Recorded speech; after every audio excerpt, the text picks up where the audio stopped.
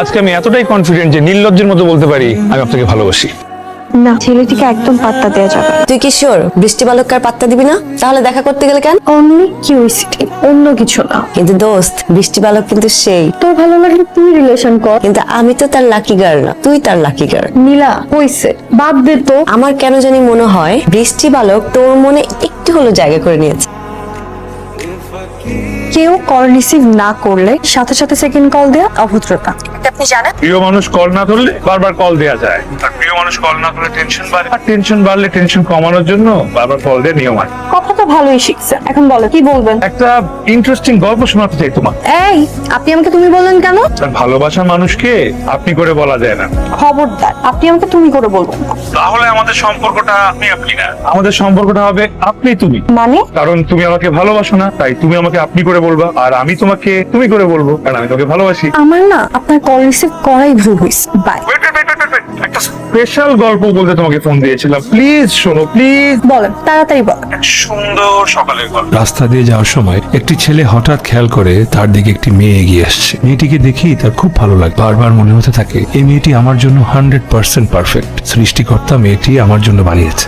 ছেলেটি ভাবলো যে করেই হোক মেয়েটির সাথে কথা বলবে, কিন্তু কি বলবে খুঁজে পায় না। ছেলেটি ঘাবড়ে গেল। ঠিক তখনই ছেলেটার মাথায় দারুণ একটা বুদ্ধি আসলো। সে গিয়ে বলল, কি বললো? এখানে আমরা একটা ছোট্ট বিজ্ঞাপন বিরতি নিচ্ছি, বাকিটা কখনো সামনাসামনি দেখা হলে তখন বলবো। ওকে, বাই।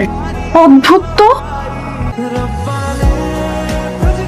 ও মাই গড, আমি স্বপ্ন দেখতেছি। গল্পের শেষটুকু জানতে চাই, তারপর কি হলো? আরেকবার দেখা করো, বলবো। দেখুন, আমি এখন আমার প্রিয় জায়গায় বসে আছি। গল্পের শেষটুকু যদি এখানে বসে শুনতে পারি তাহলে খুব ভালো লাগবে। তার চেয়ে বেশি ভালো লাগবে যদি তোমার প্রিয় জায়গায় আমি তোমার সামনে বসে গল্পটা তোমাকে শোনাই। ঠিক আছে, চলে আসছে। তবে এটাই কিন্তু আমাদের শেষ দেখা। ওকে, ওকে।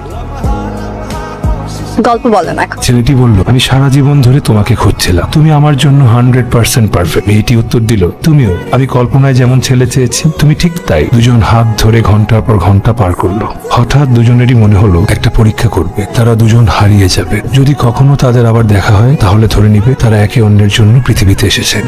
তারপর তারা হারিয়ে গেল, আর ফিরে আসেনি। না আর কখনো কোনোদিন তাদের দেখা হয়নি। ধুর, আপনি আমার মনটাই খারাপ করে দিলেন। এই মন ভালো করাটা টেকনিক কিন্তু আমার কাছে আছে। কি টেকনিক? একটা গবেষণায় দেখা গেছে আইসক্রিম খেলে নাকি 50% ডিপ্রেশন কমে যায়, আর সেই আইসক্রিম যদি রিক্সায় ঘুরতে ঘুরতে খাওয়া যায় তাহলে 100% মন তোমার ভালো হয়ে যায়। গবেষণাটা কি আপনি করেছেন? অফকোর্স, আমি ছাড়া কে করবো?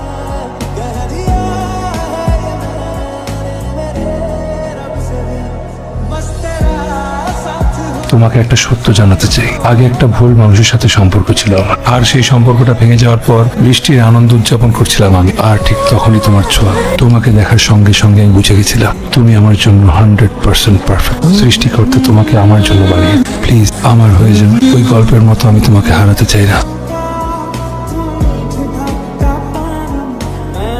হ্যালো, কাল তুমি অফিস থেকে ছুটি নিবা আর পুরো দিনটা আমাকে দিবা। অবশ্যই। সারাদিন আমরা একসাথে ঘুরবো, আর তোমার বলা গল্পের শেষটা আমি নতুন করে লিখবো। নতুন করে? হ্যাঁ, কারণ তুমিও আমার জন্য 100% পারফেক্ট। আমি শুধু কনফার্ম হওয়ার জন্য গল্পের শেষটা নতুন করে লিখব।